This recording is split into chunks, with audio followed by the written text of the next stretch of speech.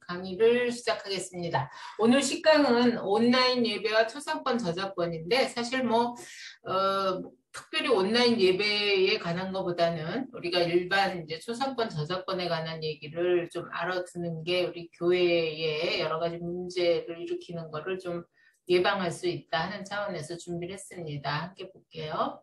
초상권에 관한 퀴즈 한번 볼게요. 내가 이 할머니 이렇게 니아까 끌고 가는 거를 찍었어요. 이게 초상권에 걸릴까요? 안 걸릴까요? 어떻게 생각하세요? 얼굴이 안 나왔으니까 안 걸리지 않을까요? 얼굴이 안 나와서. 네, 그렇게 많이 생각을 하죠. 한번 볼게요.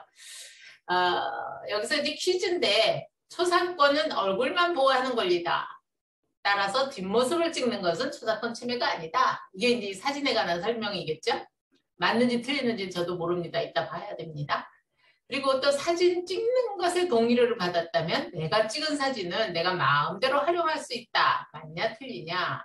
네 번째, 초상권 보호법은 관습상 보호하는 법이다. 이거는 법적 근거가 있는 것은 아니다. 그런 취지죠. 그다음에 영리를 목적으로 사용하지 않으면 초상권 침해가 아니다. 맞을까요? 틀릴까요? 이 5가지에 대해서 생각을 하면서 앞으로 강의를 보시면 될 것 같아요.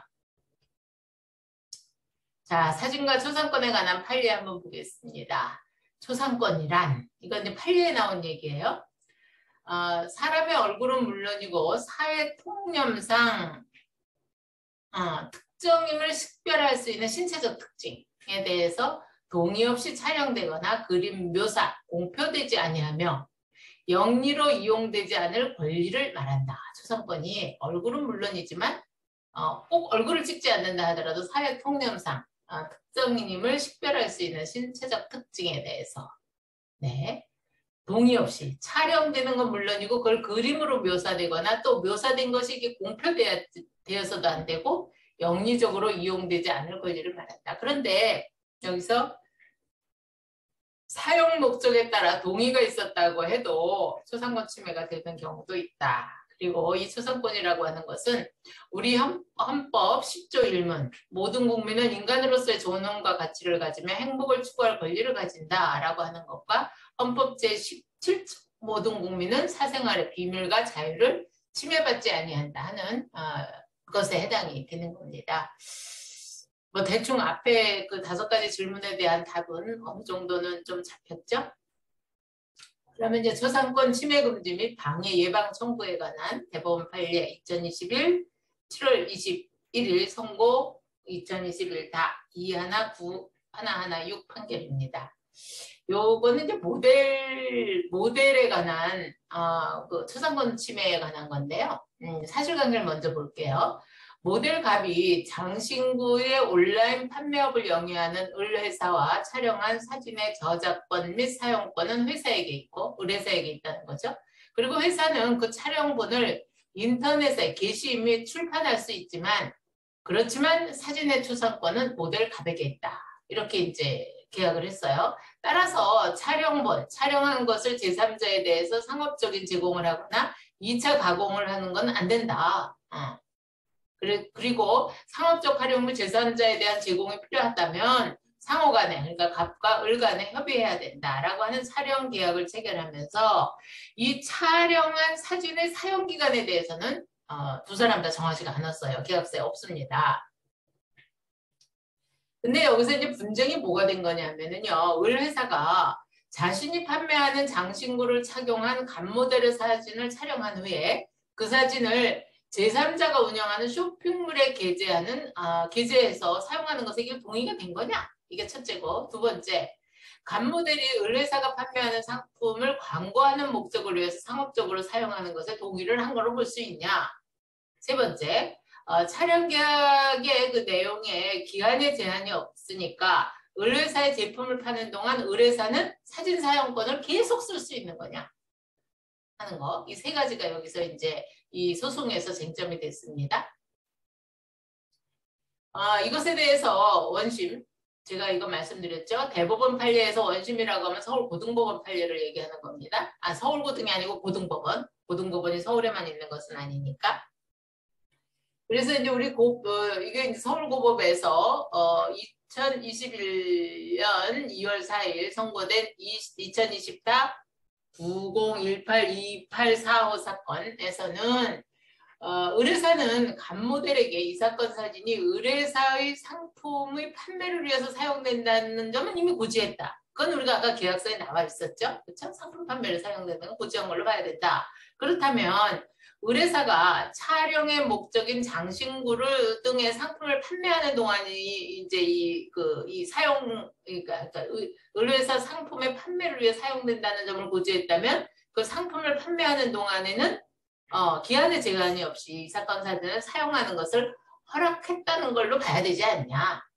그래서 그것을 전제로 해서 의뢰사가 이것을 제3자 앞에 분쟁에서 여기 보면은 의뢰사가 판매하는 상품을 광고하는 목적으로 해 상업적으로 사용한 거. 그 다음에 또 앞에 사실관계에서 보면 의뢰사가 촬영한 사진의 저작권, 사용권은 회사에게 있고 회사는 촬영본을 인터넷에 판매할 촬영본을 인터넷에 게시하거나 출판할 수 있다라고 하는 것을 이제 약속을 했단 말이에요. 계약으로. 다만 초상권은 가백에 있다고 한 거예요. 그렇다고 하니까 이 원심에서는 의뢰사가 촬영의 목적인 장신구 등의 상품을 판매하는 동안이라고 한다면 기한에 제한이 없이 이 사건 사진을 사용하는 것을 허락하였음을 전제로 이 사건 사진 사용의 전부가 간 모델의 초상권 침해를 한 것은 아니다. 이렇게 판단을 했어요. 그러니까 이제 이 모델이 이제 항의를 한 거죠. 그래서 상고를 했습니다. 그래서 대법원에서 이 판결이 난 건데요. 대법원 판결은 원심 판단과 달리 봤습니다. 대법원에서는요, 이 사건 촬영 계약에서 이 사건 사진의 저작권 사용권이 을회사에 귀속된다고 하는 한편, 그러니까 우리가 촬영을 해서 사진을 찍었을 때 그 사진의 사진에 찍은 사람 저작권은 이제 보호를 해야 되고 그 사진을 이렇게 사용하는 것까지 의뢰사에 귀속된다라고 본 거고요. 그다음에 그건 계약이 있으니까 사용 방법을 촬영본의 인터넷 게시, 인화, 전시, 출판으로 구체적으로 이렇게 다 했어요. 그러면서도 사용 기간에 대해서는 아무런 규정을 두고 있지 않다. 그런데 여기서 사진의 피사체가 물건이 아닌 인격적인 존재다. 그래서 사진은 촬영자의 저작권이 됨과 동시에 그러니까 사진이라고 하는 한 장에 거기에 사람이 찍히게 되면 그것은 촬영자의 저작권의 대상이 됨과 동시에 피사체인 그 사람의 인격적 거부, 즉 초상권의 대상이 된다. 그래서 이제 이 사건 촬영 계약은 초상권이 가백에 있음을 또 계약에 더욱은다나 명시적으로 확인하고 있지 않냐. 그렇다고 한다면 간 모델이 이 계약을 체결할 당시에 이 의뢰사가 이 사건 사진을 기한에 제한 없이 그냥 자기 물건이 다 팔릴 때까지 그게 뭐 1년이 가든 3년이 가든 5년이 가든 10년이 가든 사용할 가능성이 있다고 하는 점을 예견할 수 있었다고 단정하기 어렵다. 이게 이제 인격권이라고 하는 거, 초상권이라고 하는 거를 이제 더 이렇게 중시해서 본 거죠. 그렇다면 간 모델은 의뢰사로부터 이 사건 촬영 대가로 1회당 45만 원씩 총 9회에 걸쳐서 405만 원을 받았고 그 과정에서 의뢰사가 뭐 이 모델비만 들어간 건 아닐 거 아니에요. 그 촬영을 위해서 뭐 장소도 빌려야 되고 여러 가지 그 촬영 장비들도 뭐 빌려서 대여해서 많이 하니까 그런 것에 대한 상당한 금액의 촬영 비용을 사용한 바가 있다고 하는 사정을 고려한다 하더라도 이 사건 사진을 이렇게 자유롭게 유포해서 초사권 행사에 현재한 제한을 받게 되는 당사자인 간 모델이 촬영에 응한 동기 및 경위, 그 다음에 경험과 지식, 경제적 지위, 그 다음에 간 모델이 촬영한 이 사진의 공포 범위, 사용 목적 및 간 모델의 식별 정도, 사진의 하여튼 이 판례에서 아주 구체적으로 사진의 내용과 양, 촬영의 난이도 및 촬영 기간, 이 사건 사진이 기한 제한 없이 무제한 사용된다고 하는 사정을 알았다면 간 모델이 다른 내용의 약정을 하였을 것으로 예상되지 않냐. 그런 것도 따져보자. 그리고 사진에 나오는 상품 유형의 일반적인 판매 수명. 예를 들어서 우리가 사진 모델은 이게 교환을 하잖아요. 뭐 화장품 회사 같은 경우에는 뭐 6개월에 한 번씩 하기도 하고 1년에 한 번씩 하기도 하고 그것 등 이러한 거래 관행까지 종합적으로 고려해 본다면 그 사용기간에 대한 명백한 합의가 존재하지 않는 이 사건 사용기간은 그 사정을 반영해서 거래상 상당한 범위로 한정되는 것으로 보는 것이 합리적이다. 이렇게 이제 본 겁니다. 여기에서 이제 다만 대법원에서 무한정하는 것은 안 된다고 하면서 뭐라고 표현을 했냐면 거래상 상당한 범위다. 이렇게 표현을 했어요. 이게 굉장히 좀 추상적이죠. 거래상 상당한 범위가 그럼 뭐냐? 1년이냐? 6개월이냐? 그게 이제 궁금한 거죠.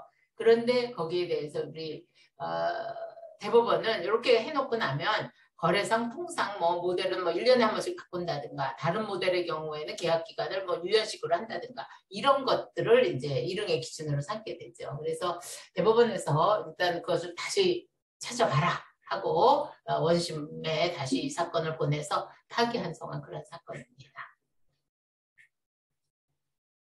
다음은 이제 초상권 침해 시 위법성이 조각되는 사유인데 이 말이 좀 어렵죠. 초상권이 침해되긴 했지만 초상권 침해한 사람이 위법한 것이 조각된다, 없어진다는 얘기예요. 그래서 형사처벌을 받지 않는 그런 사례를 얘기를 한 겁니다. 이것은 이제 대법원 이것도 작년 사건이네요. 2021 4월 19일 선고, 2024 22745 판결입니다. 이 사건은요. 그 아파트 입주자 A가 아파트 단지에 현수막을 게시하고 있는데 다른 입주자들이 이제 제지를 했나 봐요. 그런데 막 욕설을 거기다 한 거예요. 그걸 보니까 이걸 본 아파트 분여회장이 그 욕설하는 동영상을 촬영해서 아파트 그 회장한테 입주자 회장한테 전송했고 그 회장은 이것을 관리소장과 동대표들에게 전송했어요. 근데 공동주택관리법 시행령 19조 2항 3호에서는 입주자가 공동주택에 광고물, 표지물을 부착하려고 하는 경우에는 관리주체의 동의를 받아야 하는데 이 A가, 입주자 A가 이러한 동의를 받지 않고 무단으로 이 현수막을 게시를 한 거였죠. 여기서 이제 그 입주자 A는 이제 자기 초상권이 침해됐다고 이제 고발을 했겠죠. 그래서 여기서 분쟁 관계는 초상권이나 사생활의 비밀과 자유를 침해하는 행위를 둘러싸고 서로 다른 두 방향의 이익이 지금 충돌하고 있습니다. 이런 경우에 구체적인 사안에서 여러 사정을 종합적으로 고려해서 이익 형량을 통해 침해 행위의 최종적인 위법성이 가려지는데 이때 이 그 초상권이나 사생활의 비밀과 자유를 침해했냐 아니면 이 부녀회장 그 사진을 찍은 사람이 다투려고 하는 이익이 더 우월하냐 이거를 이제 좀 다퉈보자는 거죠. 이익이 서로 충돌하니까. 여기에서 이익 형량 과정에서 고려해야 될 사항은 첫째, 침해 행위로 달성하려고 하는 그러니까 초상권 침해한 거죠. 초상권을 침해한 행위로 달성하려고 하는 이익의 내용과 중대성. 그 다음에 피해 이익의 영역에 속하는 고려에서는 여기서 이제 피해 이익이라고 하는 건 초상권 피해죠. 그 사람이 초상권 피해 이익의 영역에 속하는 고려 요소로 피해 법익의 내용과 중대성. 그러니까 요거 이제 두 개가 충돌하는 거 아니에요? 침해 행위와 피해 법익. 그다음에 이제 그 침해 행위로 피해자가 입는 피해 정도.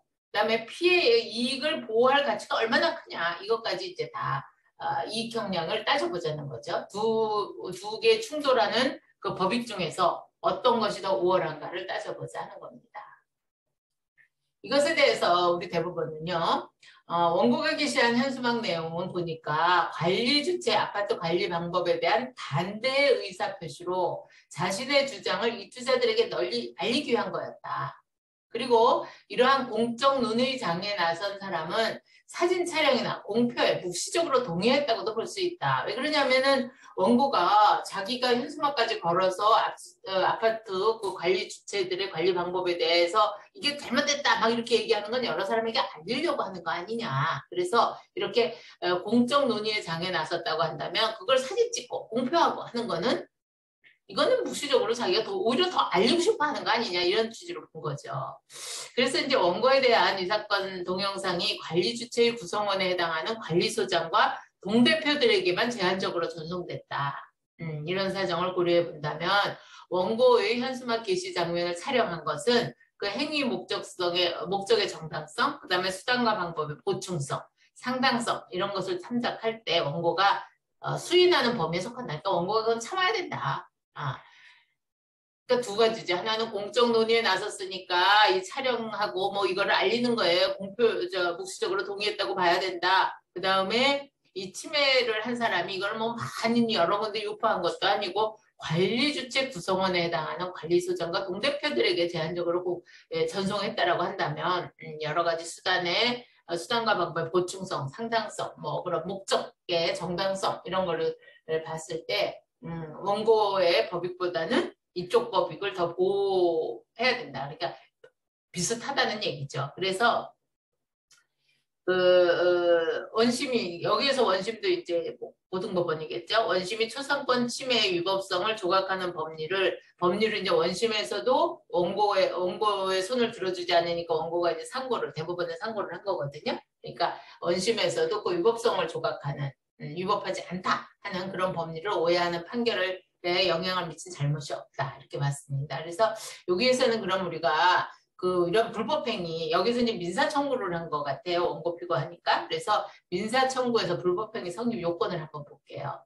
이건 제가 지난번에 그 목회자의 손해배상을 설명할 때 설명을 한 건데요. 첫째는 이 불법행위에 가해행위가 있을 것. 이건 이제 가해행위를 한 거죠. 초상권을 침해했으니까. 그다음에 그 행위가 위법할 것. 초상권 침해면 위법하죠. 그다음에 그 행위자에게 고의가실이 있을 것. 물론 사진 찍는 건 고의가실로 했고 동영상을 찍은 거는 고의가실로 한 거죠. 고의로.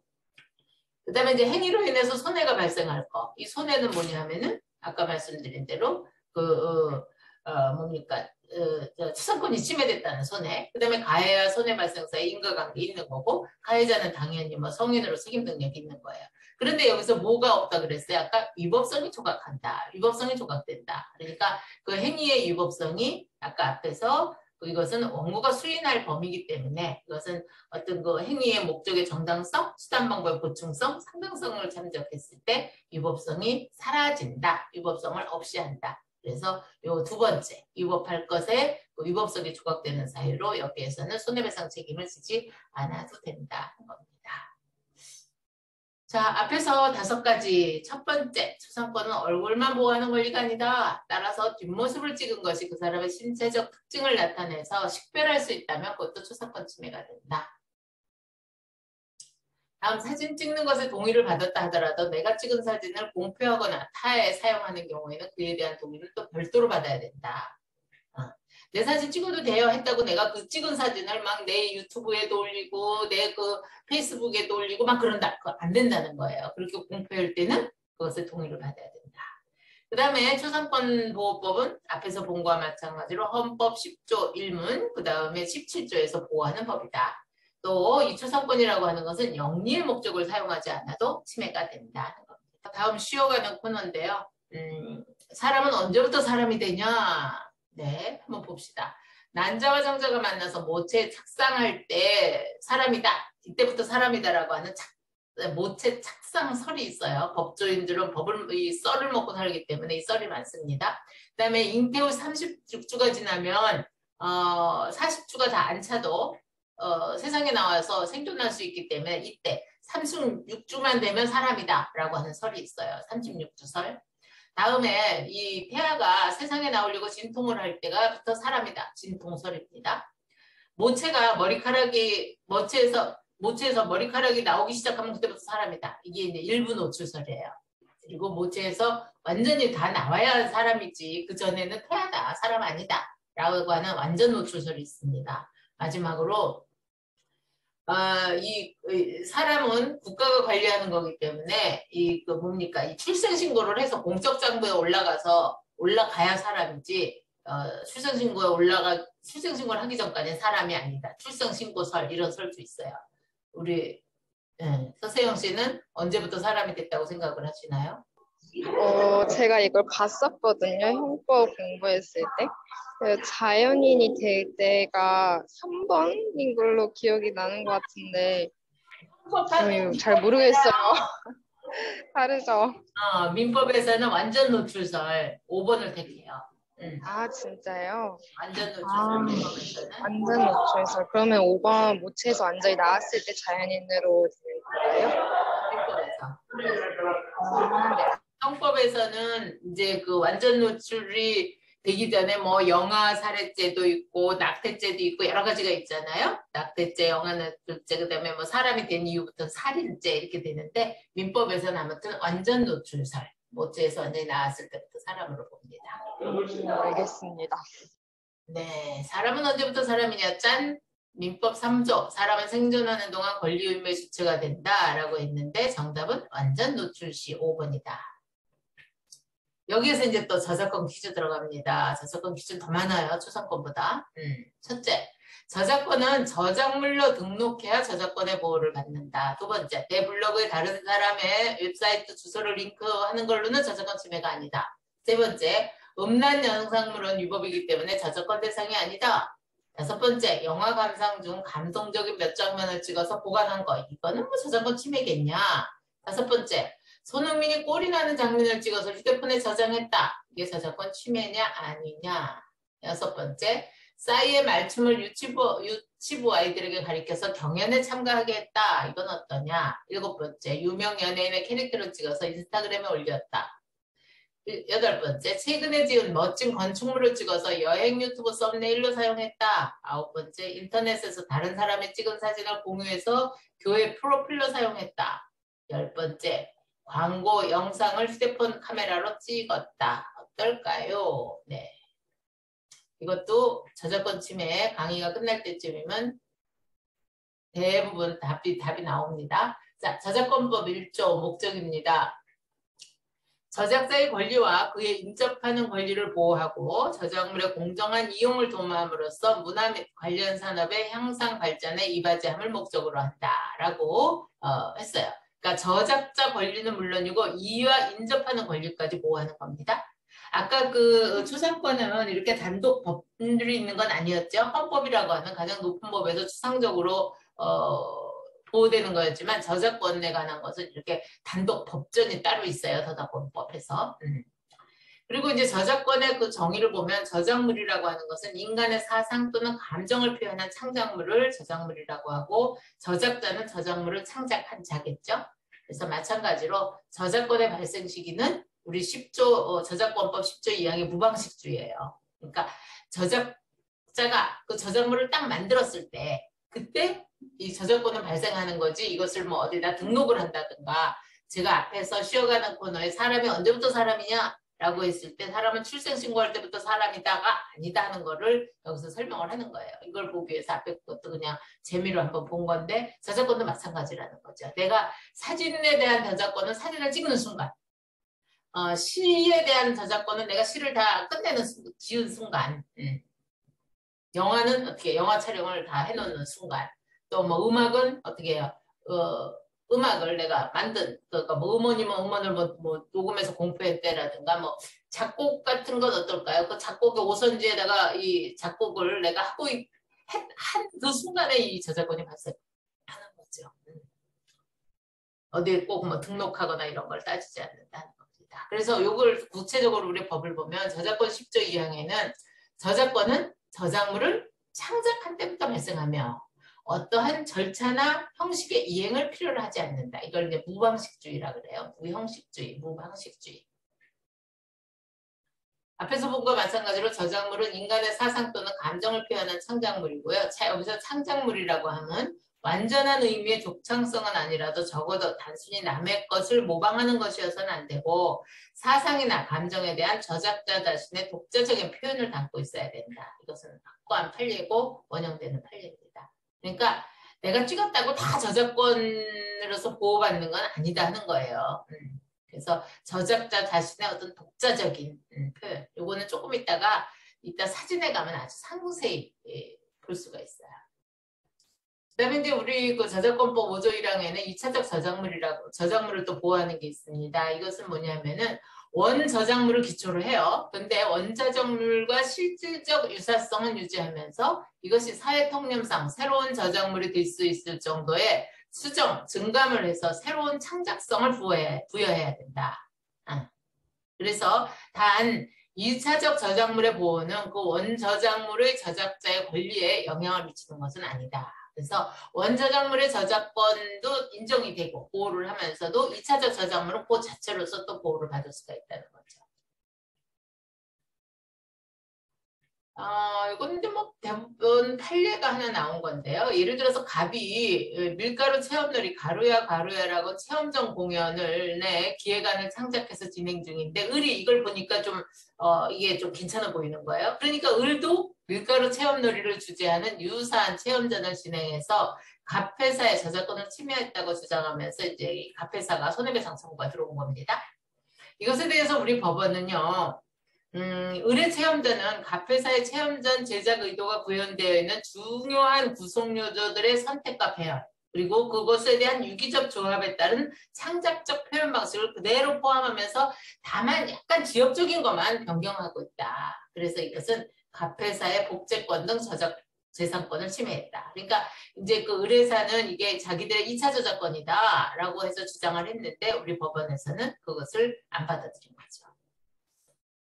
아까 문제에 나온 거 인터넷 주소 링크한 거 이게 저작권 침해일자. 이게 무슨 얘기냐면은 우리 그 블로그나 이런 데다가 그 인터넷 링크 주소를 갖다 많이들 올리잖아요. 뭐 영화, 뭐 다른 사람의 뭐 블로그를 올릴 수도 있고 뭐 이렇게 그게 저작권 침해에 해당이 되냐? 저작권법의 이 복사 전시. 그러니까 인터넷 주소 링크를 복사해서 올린 거니까 이게 그 복사하거나 전시한 것에 해당이 되거나 혹은 2차 저작물에 해당이 되냐 하는 겁니다.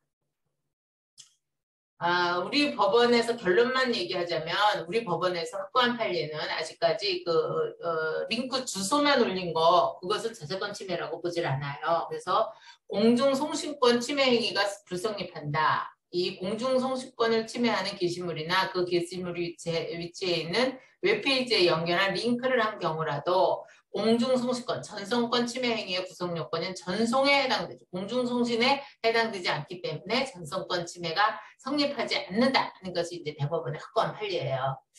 그리고 또 여기에서 다툼이 됐던 건 뭐냐면은 저작권법 2조 25호 위반인데요. 이것은 인터넷 링크는 인터넷에서 링크하고자 하는 웹페이지, 그 다음에 웹사이트 등의 서버에 저장된 개개의 저작물 등의 웹 위치 정보나 경로를 나타내는 것에 불과하다. 그러니까 그거는 위치만 알려주고 경로, 주소만 나타내주는 거기 때문에 저작물 이용자가 링크 부분을 링크함으로써 웹페이지나 개개의 저작물에 직접 연결하더라도 이것은 저작권법 2조 25호에 규정된 유형물에 고정하거나 유형물로 다시 제작하는 것에 해당되지 않는다. 그리고 이것은 19조의 유형물을 진열하거나 게시하는 것에 해당되지 않는다. 이거는 아직까지 변경이 없어요.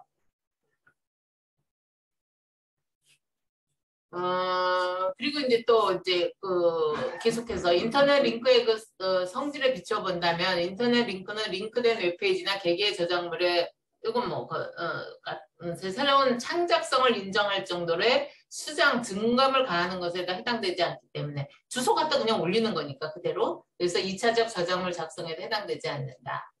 그런데 이것은 이제 이것뿐만 아니고 모바일 애플리케이션에서도 인터넷 링크와 유사하게 제3자가 관리 운영하는 모바일 웹페이지로 이동하도록 연결하는 거 이것도 마찬가지다라고 하고 있습니다.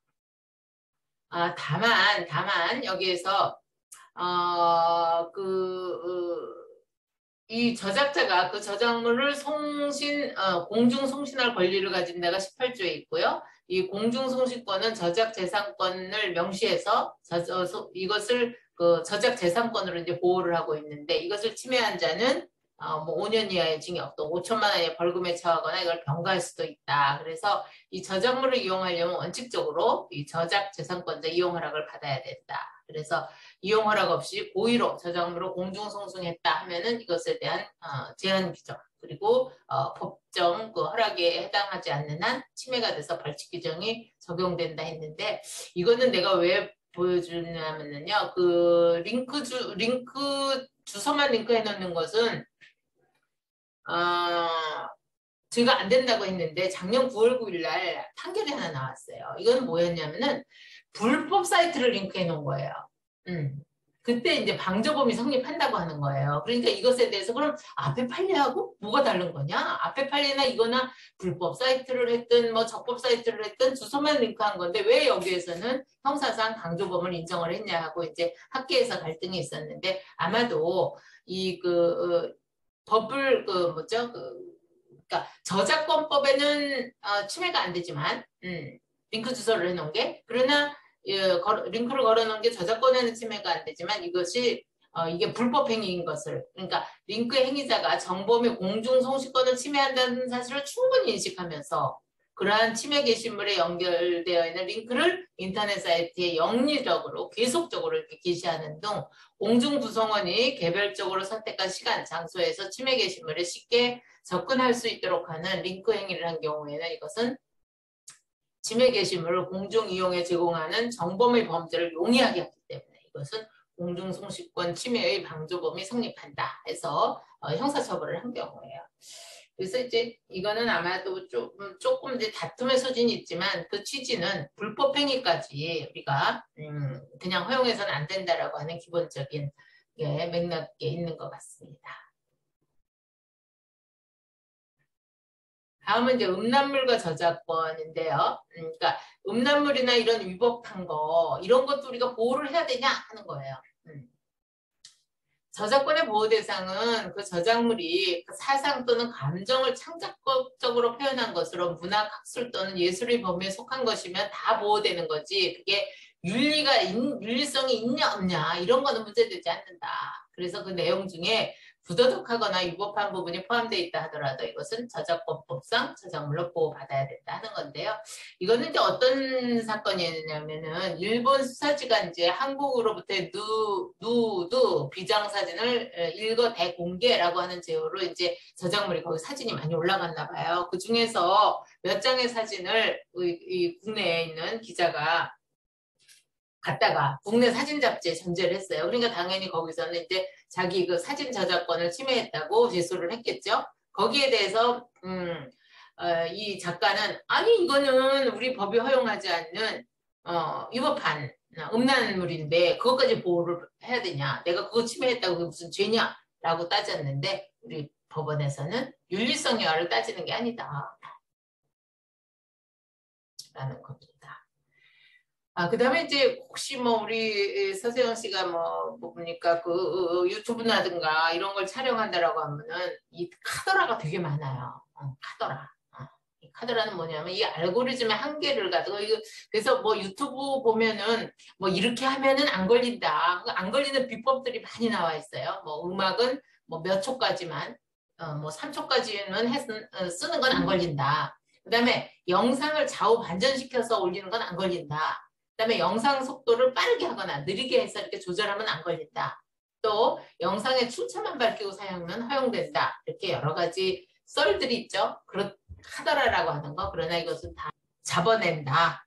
라는 건 잡아낼 뿐만 아니고 걸면 걸린다 하는 겁니다. 그다음에 또 이제 그 카더라 하나가 뭐 100만 유튜브가 다 쓰고 있는데 그 사람들은 안 걸리더라. 근데 그거는 왜 그러냐면은 이 저작권이 친고죄예요. 저작권이라고 하는 것은 친고죄이기 때문에 저작권 또 피해자가 신고를 하지 않으면 수사를 하지 않아요. 그래서 저작권자가 오히려 왜 요즘 저 혹시 그 우리 서세영 씨 그거 보나 모르겠네. 우영우 뭐죠 이상한 변호사 우영우 보면은 전부 우영우로 도배를 해 있어. 그러면은 그 사람들은 전부 그 드라마를 갖고 다 리뷰를 하잖아요. 영화를, 저 드라마를. 그러면 그거 다 저작권 침해거든요. 근데 저 사람들 왜 안 걸리냐? 어때요? 우영우를 제작한 사람들은 그렇게 많은 리뷰들이 그 유튜버들이 그걸 알림으로써 오히려 우영우가 엄청 뜨고 있는 거거든요. 홍보를 해준단 말이에요. 그러니까 고소할 필요가 없어서 안 하는 뿐이지 법으로 고소하면 다 걸린다는 겁니다. 그래서 저작권을 침해한 자를 저작권 위반으로 처벌하려면 저작권자 고소가 있어야 되는데 이거는 이제 저작권법 140조. 그런데 저작권 피해자가 자기 거의 영상이 됐든 사진이 됐든 홍보에 도움이 된다고 판단되는 경우에는 고소를 하지 않기 때문에 안 할 뿐이지 걸면 걸린다 하는 겁니다. 자, 그 다음에 이제 패러디와 저작권입니다. 패러디라고 하는 것은 특정 작품의 소재나 작가의 문체를 흉내내서 익살스럽게 표현하는 수법으로 뭐 이거는 뭐 소설 패러디도 있고 시 패러디도 있고 사진 패러디도 있고 뭐 여러 가지가 있죠. 원칙적으로 타인의 저작물을 복제하거나 변형하기 위해서는 저작권자의 허락이 필요한데요. 이 저작물과 공정이용이라고 하는 게 있어요.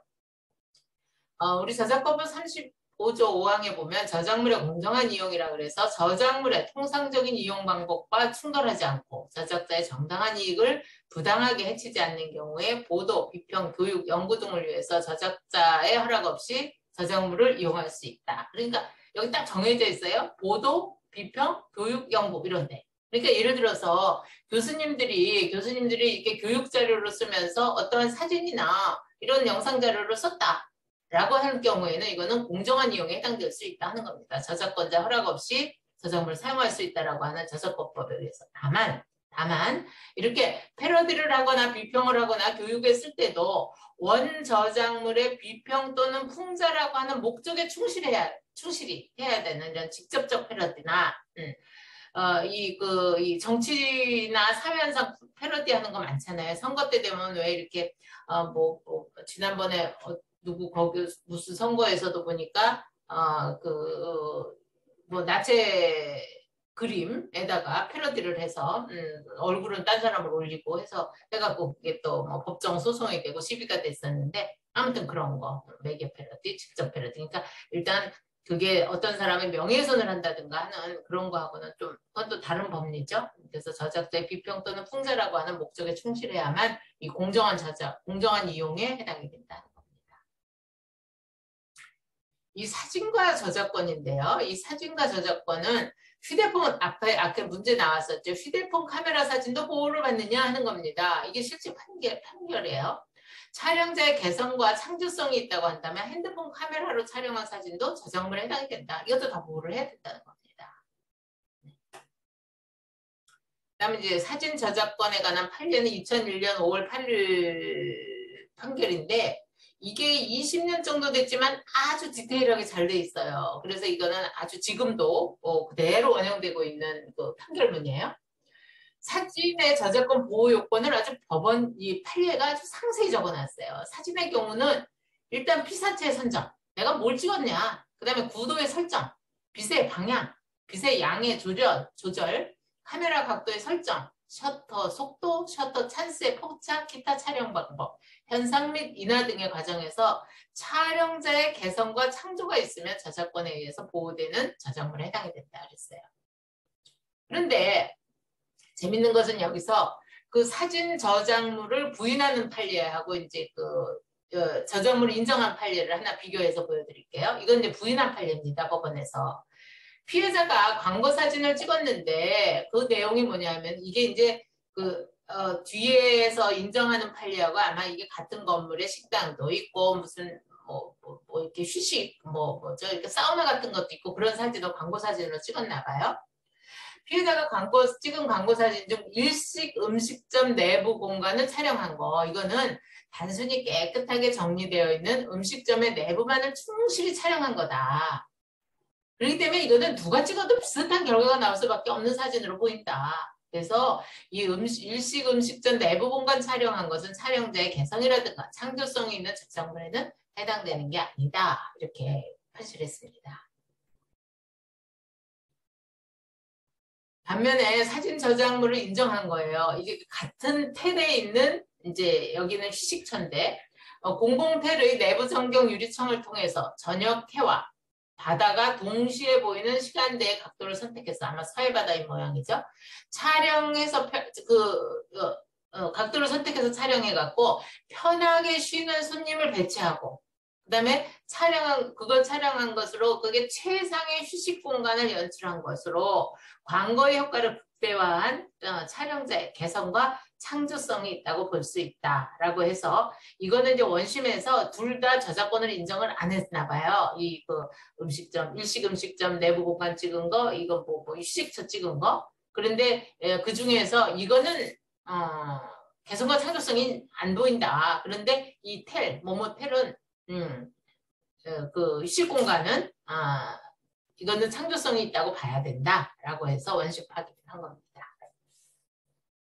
아우 막 다다다다 하고 왔더니 입이 아프네요. 마지막으로 이제 교회와 저작권 판례 몇 개만 보고 마무리할게요. 주로 지금 현재까지 나와 있는 그 교회 관련 저작권은 주로 말씀, 그러니까 성경과 찬송가에 관한 게 주로 많아요. 그래서 이게 성경 공회, 말씀 성경과 성서 공회, 개혁 성경 간에 서로 저작권 분쟁이 있었습니다. 1998년에 있었는데요. 한국 성경 공회의 하나님 말씀 구약식 성경이 대한성서 공회의 성경 전서, 개혁 한글판 25년판에 대한 저작 인격권을 침해했다고 해서 침해하였고 또 61년판에 대한 저작 재산권도 침해했다라고 하는 서울고등법원 판례가 있었고요. 이것은 이제 그 성경을 오역했다고 하는 이유로 손해배상 청구한 사건이 있었어요. 이거 좀 재미있는 사건인데 성경을 전문으로 연구하는 학자가 재단법인 대한성서공회 그리고 사단법인 한국선지교중앙협의회를 상대로 해서 성경을 잘못 번역해서 학자이자 작가로서 내가 잘못 번역한 그 성경을 읽다 보니까 정신적 충격을 받고 스트레스를 너무 받았다는 이유로 손해배상 청구를 했어요. 그리고 이제 그 성경 이 오역은 성경이라고 하는 문화상품의 하자 내진 제조물의 결함이다. 오역 잘못 번역한 것이 그래서 하자 담보 책임까지 물었는데 그건 받아들이지 않았습니다. 그다음에 이제 21세기 찬송가의 출판권 분쟁인데 이거는 최근 거예요. 2015년 건데 해설 찬송가와 한영 찬송가는 21세기 찬송가의 소재가 되는 찬송가의 선택, 배열, 구성 및 각 소재를 이루는 개별 찬송가의 제목과 한글 가사, 악보의 편제 등을 그대로 일치하고 있어서 독자적 저작권이 인정되는 2차적 저작권으로 볼 수 없다라고 해서 인정을 안 해준 거예요. 그래서 성경이나 찬송가에 대한 출판권 분쟁에서는 이제 서로 그 해석하는 방법이 다르고 또 그것을 어떻게 배열하는가, 어떻게 선택하는가, 어떻게 구성하는가 하는 것들은 많이 좀 이렇게 열려 있다고 해야 될까요? 그래서 거의 출판권 분쟁에서 저작 재산권으로 인정되는 경우가 그리 많지는 않았어요. 그런데 인정된 사례가 하나 있었습니다. 이거 잘 아시는 이태석 신부. 우리 신부님, 쫄리 신부님의 출판금지 가처분이었는데요.